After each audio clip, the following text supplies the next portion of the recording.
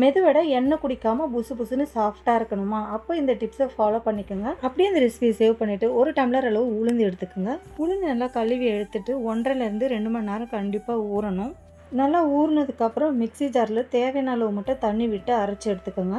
இந்த அளவுக்கு இருக்கணும். இதில் 1 ஸ்பூன் அரிசி மாவு, 1 ஸ்பூன் ரவை, 1 ஸ்பூன் கடலை மாவு சேர்த்திங்கன்னா மாவு தனியாக இருந்தால் கூட அட்ஜஸ்ட் ஆகிடும். அப்போ தான் வடை எண்ணெய் குடிக்காமையும் கிறிஸ்பியாக இருக்கும்.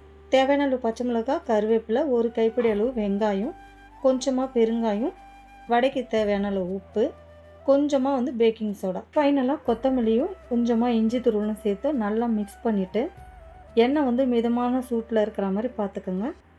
இந்த மாதிரி கையில் எடுத்து பொறுமையாக ஓட்ட போட்டுக்கோங்க, இல்லை வாழையில வச்சு தட்டிக்கோங்க. எப்போ வடை சுட்டாலுமே எண்ணெய் மிதமான தீயில் இருக்கிற மாதிரியே பார்த்துக்குங்க. நம்ம சேர்த்த அந்த 3 பொருளுமே ரொம்ப முக்கியமாக எண்ணெயே குடிக்காது. சூப்பரான வடை ரெடி ஆயிடுச்சு. மறக்காமல் நம்ம சேனலை சப்ஸ்கிரைப் பண்ணி வச்சுக்கோங்க.